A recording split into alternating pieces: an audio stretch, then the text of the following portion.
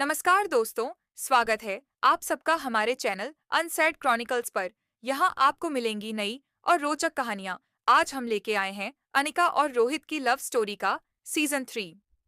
Video को like कीजिएगा और चैनल को सब्सक्राइब भी कर लीजिएगा। अब हम आज की वीडियो को स्टार्ट करते हैं। पिछले एपिसोड में हमने सुना था कि अनिका अपनी माँ के पास जाती है और वो पूछती है कि उन्होंने रोहित को ये हीलिंग पावर ड्रग क्यों दिया था। अनिका अपनी माँ से कहती है, प्लीज़ माँ बताइए आपने ये सब कब और कैसे किया, और मुझे ये भी बताइए कि आपका ऐसे करने के पीछे क्या कारण था। अनिका की बात सुनकर स्वाति मल्होत्रा कुछ देर तक चुप रहती है। अब वो समझ चुकी थी कि अनिका अब इस सवाल तक पहुंच ही चुकी है, तो अब अनिका को सब सच बताना ही पड़ेगा। हालांकि स्वाति मल्होत्रा ने ये सवाल अनिका को खुद सॉल्व करने के लिए ही कहा था। इस सवाल के स्वाति मल्होत्रा ने ही अनिका के दिमाग में को सोचने पर मजबूर किया था, क्योंकि जब रोहित को गोली लगी थी तब भी रोहित की रिकवरी नॉर्मल इंसान से जल्दी हो गई थी, और जब V16 पावर ड्रग के क्लू लेने के लिए भी जब अनिका बैंक लॉकर गई थी तब भी रोहित और शक्तिशाली गैंडे के बीच में लड़ाई हुई थी और एक ब्लास्ट भी हुआ था, लेकिन फिर भी रोहित ने जल्दी से रिकवरी कर लिया था। और स्वाति मल्होत्रा खुद अनिका से सब कुछ जानते हुए यह सवाल कर चुकी थी कि क्या अनिका ने कभी सोचा है कि रोहित इतना एक्स्ट्रा ऑर्डिनरी भी क्यों है। स्वाति मल्होत्रा आज कहीं ना कहीं खुश भी थी, क्योंकि अनिका इस सवाल को हल करने के एकदम नज़दीक थी। अनिका ने ये पता लगा लिया था कि वो कोई V16 पावर ड्रग का कोई वेरिएंट नहीं बल्कि एक हीलिंग पावर केमिकल था। स्वाति इन्हीं विचारों में चुप थी, तभी अनिका फिर से कहती है, माँ बताइए ना, आखिर रोहित के शरीर में ये ड्रग क्यों इंजेक्ट किया था आपने। अनिका की बात सुनकर अब स्वाति मल्होत्रा अपने गहन विचार से बाहर आती है और अनिका को बताती है कि जब तुम्हारी और रोहित की लड़ाई शक्तिशाली गैंडे से बैंक लॉकर में हुई थी और वहां एक मेरे द्वारा रखे एक ब्लास्ट भी हुआ था, और उसके बाद जब रोहित ने अपनी मौत का नाटक किया था जब वो काफ़ी टाइम तक लंदन में था, तब शायद तुम्हें पता होगा कि लंदन में क्रिस्टोफर की गैंग के साथ झड़प में रोहित को दिल के पास गोली लगी थी। मेरी हर समय तुम दोनों पर ही नज़र रहती थी और मैं नहीं चाहती थी कि रोहित को कुछ भी होता। तब रोहित को ये हीलिंग पावर ड्रग मैंने ही दिया था। उस टाइम पर रोहित की हालत बहुत ही ख़राब थी, वो काफ़ी समय तक बेहोश था। तभी मैंने मौका लगाकर रोहित की सिक्योरिटी से बचकर मैं हॉस्पिटल गई, जहां पर रोहित को एडमिट किया गया था। रोहित के रूम में जाकर मैंने ही उसको ये हीलिंग पावर ड्रग इंजेक्ट किया था ताकि रोहित जल्दी से रिकवर कर जाए, क्योंकि रोहित को दिल के इतने करीब गोली लगी थी कि अगर उसका जख्म जल्द से जल्द रिकवर नहीं होता तो शायद रोहित का बचना भी मुश्किल था। अनिका अपनी माँ की ये बात सुनकर एकदम से हैरान हो जाती है, लेकिन अब अनिका अपनी माँ की बात सुनकर एक चैन की सांस लेती है और उसके फेस पर एक प्यारी सी स्माइल भी आ जाती है। अनिका भी ये जानकर इतनी खुश होती है कि वो अपनी बाहों को अपनी माँ के गले में डाल देती है और कहती है, थैंक यू माँ, और अपनी माँ के गले लग जाती है। अगर आप उस टाइम रोहित के साथ नहीं होती तो शायद आज मेरी दुनिया इतनी ज़्यादा खूबसूरत नहीं होती, मैं आपको नहीं बता सकती। अब स्वाति भी अनिका के सिर पर एक प्यार से तपली मारती है और कहती है, पागल लड़की, कोई अपनी माँ को भी भला ऐसे थैंक्स बोलता है क्या। तभी अनिका कहती है, माँ अगर आप नहीं तभी स्वाति कहती है कि माँ अपने बच्चों की मुसीबत में साथ नहीं देगी तो और कौन देगा। वैसे भी मैंने तुम्हें पहले पाला, भले ही ना हो, लेकिन मेरी हर नज़र हमेशा तुम पर ही रहती थी, चाहे तुम दुनिया के किसी भी कोने में क्यों ना हो। अपनी माँ के मुंह से ये बात सुनकर अनिका को आज बहुत ही खुशी हो रही है। पता नहीं क्यों उसके दिल को एक सुकून मिलता है, क्योंकि अनिका ने बचपन से ही अपनी माँ स्वाति मल्होत्रा को बहुत ही मिस किया था। स्वाति मल्होत्रा की बात सुनकर अब अनिका थोड़ी भावुक हो जाती है। अनिका को ऐसे भावुक होते हुए देखकर अब स्वाति अनिका के फेस को अपने हाथ में पकड़ती है, जैसे एक माँ अपने छोटे से बच्चे को प्यार करते हुए उसके फेस को टच करती है। तभी स्वाति मल्होत्रा कहती है कि मैं कभी तुमसे दूर नहीं थी बेटा, बस वक्त अच्छा नहीं था, लेकिन मैंने तुम्हें पहले से ही स्ट्रोंग बना दिया था। तुम पहले से ही ज़्यादा पावरफुल थी ताकि तुम इस समाज से, इन सब लोगों से लड़ सको। स्वाति मल्होत्रा की ये बात सुनकर अब अनिका कहती है, आखिरकार बेटी किसकी हूँ। अनिका की बात सुनकर अब दोनों माँ बेटी हंसने लग जाती हैं कि तभी अनिका अपनी माँ को छेड़ते हुए कहती है, पर आप तो रोहित को पसंद नहीं करती हैं ना माँ। आप तो उस पर भरोसा भी नहीं करती और ना ही आप उसे मेरे लिए सही समझती हैं, फिर आपने ये सब क्यों किया।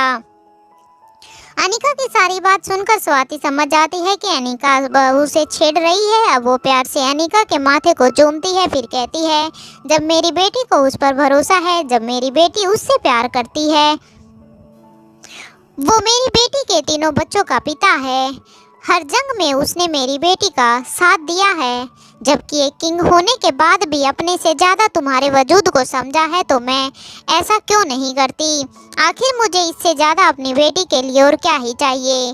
अब अनिका अपनी माँ से कहती है, लेकिन तब तक तो मैं रोहित से प्यार भी नहीं करती थी जब आपने रोहित को ये हीलिंग पावर ड्रग देकर बचाया था।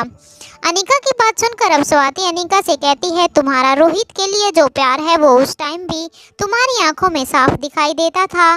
भले ही तुमने इस चीज़ को एक्सेप्ट नहीं किया था, और मैं तो तुम्हारी माँ हूँ, मैं तो तुम्हें बहुत नज़दीक से देखती थी, फिर मुझसे ये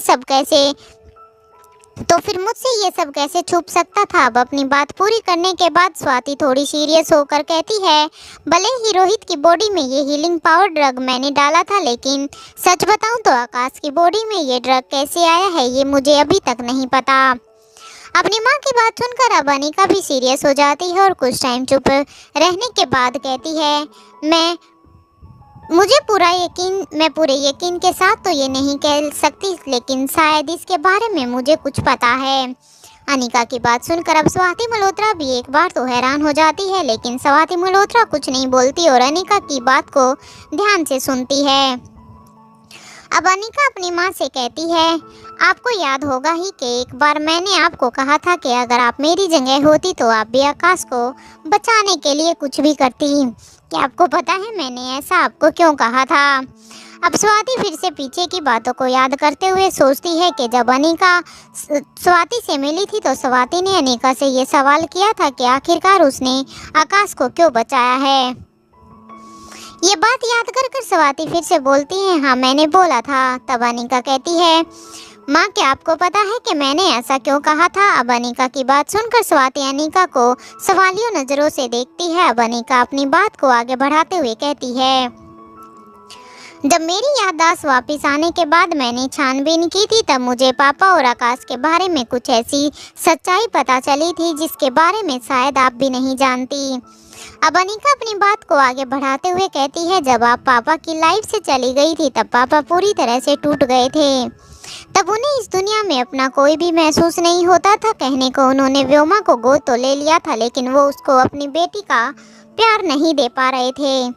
उन्होंने अपने जीवन के वजूद को ही खो दिया था। उनकी ऐसी हालत का फ़ायदा उठाकर बाकी सभी भाइयों ने मिलकर उन्हें रास्ते से हटाने की कोशिश की थी और उन्होंने उन्हें मारने का एक खतरनाक प्लान भी बना दिया था ताकि वो पूरे बिजनेस को अपने कब्जे में कर सकें।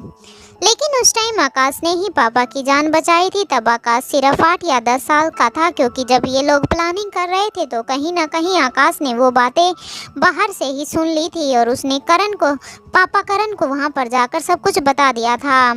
पापा को बचाने के चक्कर में फिर जब उन लोगों को पता चलता है तो फिर वो आकाश के साथ मारपीट भी करते हैं। इसके साथ साथ करण के साथ भी मारपीट होती है और पापा को बचाने के चक्कर में अब आकाश को भी बहुत चोट लग गई थी।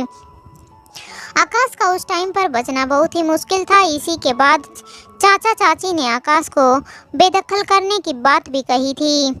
उसके बाद से आकाश के मम्मी पापा आकाश को बिल्कुल भी पसंद नहीं करते थे। तभी से आकाश पापा के ही साथ रहा था। मुझे लगता है जब आकाश को ये चोट लगी थी तभी पापा ने ही उन्हें वो ड्रग दिया होगा, but I am not sure. Anika की बात सुनकर स्वाति कुछ सोचने लग जाती है और फिर कुछ सोच करने के बाद जवाब देती है, तुम्हारा सोचना सही हो सकता है अनिका, क्योंकि मेरे अलावा इस ड्रग की एक डोज करण गुलेरिया के पास थी, जो करण गुलेरिया ने मुझसे कॉलेज में ही ली थी। क्योंकि करण को इस डोज के बारे में पहले से ही पता था कि मैं क्या बना रही हूँ। ये सब बातें होने के बाद अनिका अपनी माँ से कहती है कि मुझे इस पावर ड्रग का फॉर्मूला चाहिए।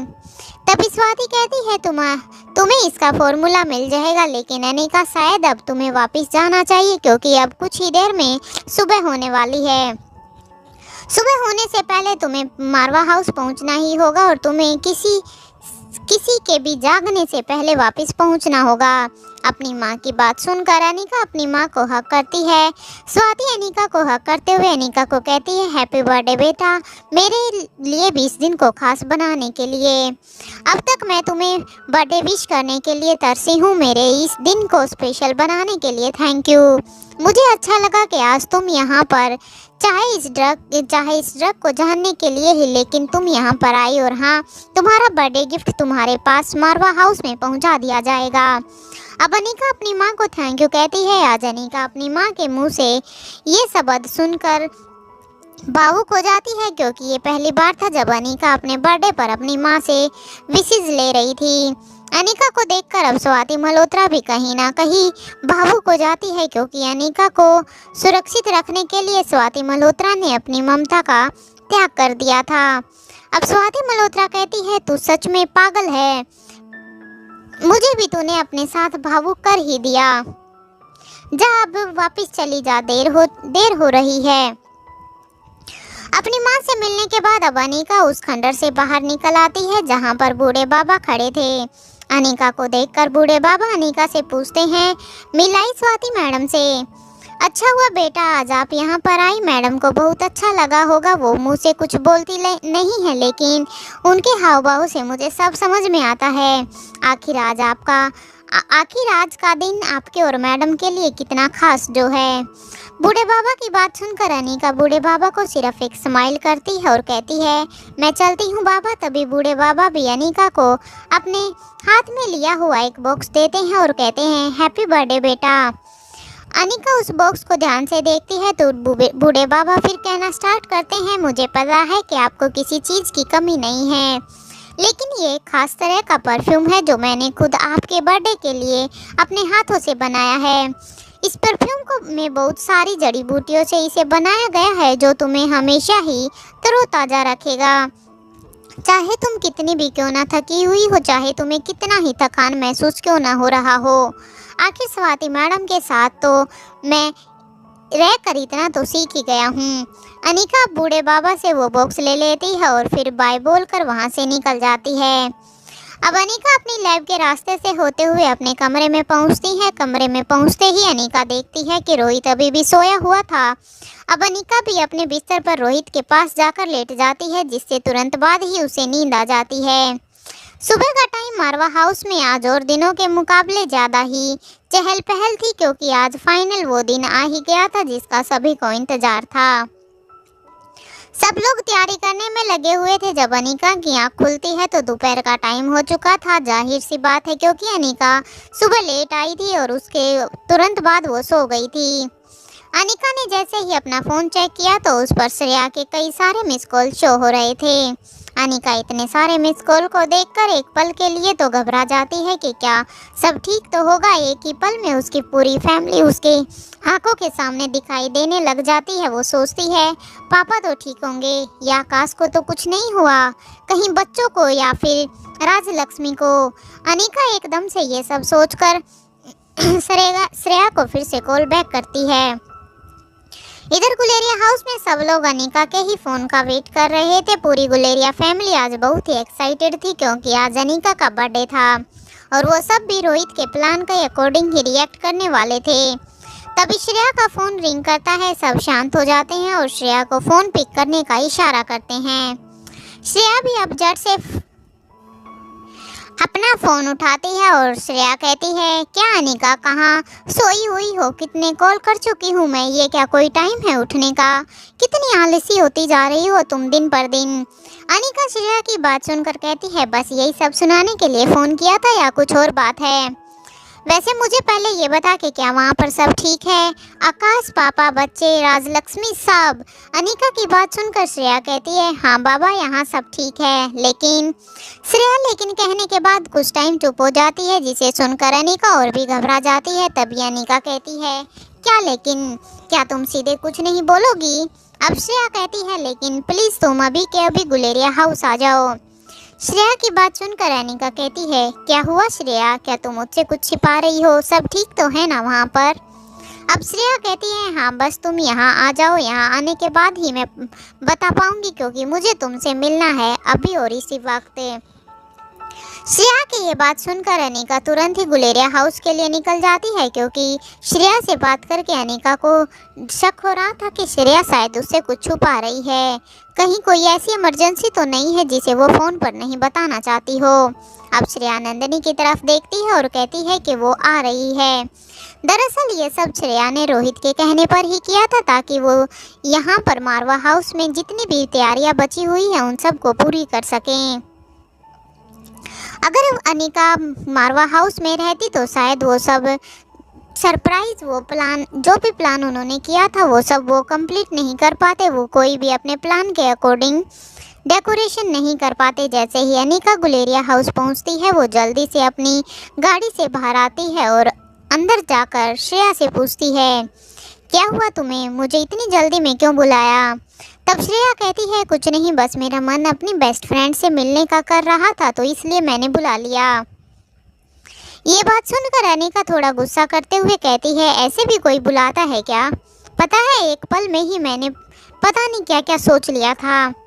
अब श्रेया अनिका की ऐसी हालत देखकर मन मन ही मुस्कुरा रही थी, लेकिन फिर वो कहती है, अच्छा बाबा सॉरी, गलती हो गई, आगे से ऐसा नहीं करूंगी। इतने में नंदिनी भी वहाँ आ जाती है। वो सब बैठकर हंसी मजाक करने लग जाते हैं।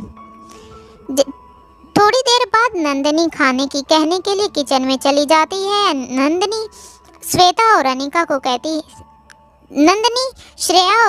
कहती है कि आप दोनों बेस्ट फ्रेंड बातें करो, मैं तो अभी आई। कुछ ही देर बाद खाना लग जाता है। खाना खाने के बाद अनिका जैसे ही जाने को कहती है तो श्रेया बहाना बनाकर उसे वहीं पर रोक लेती है।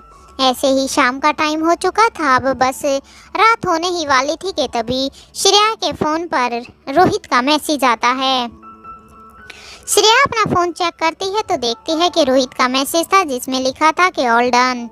जिसे पढ़ने के बाद श्रेया नंदिनी की तरफ देखकर कहती है, भाभी मुझे लगता है रोहित मारवा के बिना अनिका का मन यहाँ गुलेरिया हाउस में नहीं लग रहा, इसलिए हमें इसे जाने देना चाहिए।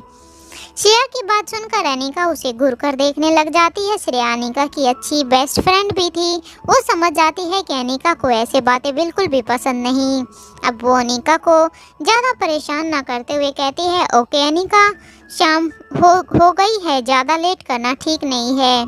आई थिंक अब तुम्हें चले जाना चाहिए। रोहित तुम्हें मिस कर रहा होगा। श्रेया की बात सुनकर अब अनिका उसको पकड़ने के लिए आगे जाती है। तभी नंदिनी बीच में आ जाती है और वो उन दोनों को ऐसे ही हंसी मजाक करते हुए देखकर बहुत खुश हो रही थी, क्योंकि इन खुशियों को नंदिनी ने काफ़ी टाइम से मिस किया था। पूरे गुलेरिया और मारवा हाउस में जो भी घट रहा था उसका कहीं ना कहीं नंदिनी के ऊपर भी कुछ ज़्यादा ही इफेक्ट पड़ रहा था।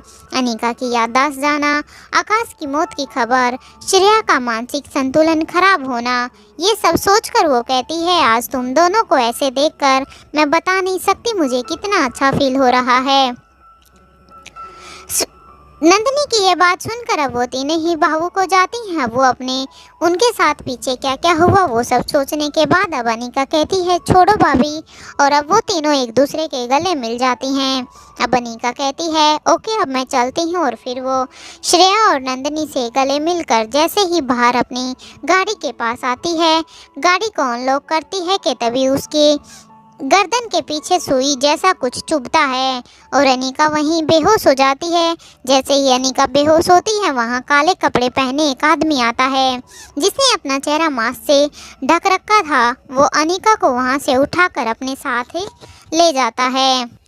आप सबको आज की ये कहानी कैसी लगी कृपया करके मुझे कमेंट में बताएं और साथ के साथ मुझे ये भी बताएं कि अनिका को आखिर किसने किडनैप किया है, किडनैप करने वाला आखिर कौन होगा। आज की वीडियो के लिए सिर्फ इतना ही। नेक्स्ट एपिसोड कल अपलोड होगा। वीडियो पसंद आई हो तो एक प्यारा सा कमेंट जरूर कीजिएगा और वीडियो को लाइक जरूर कीजिएगा। साथ ही चैनल को सब्सक्राइब कर लीजिएगा और हमें बताइएगा कि आप हमारी वीडियो को कहां-कहां से देख रहे हैं। धन्यवाद।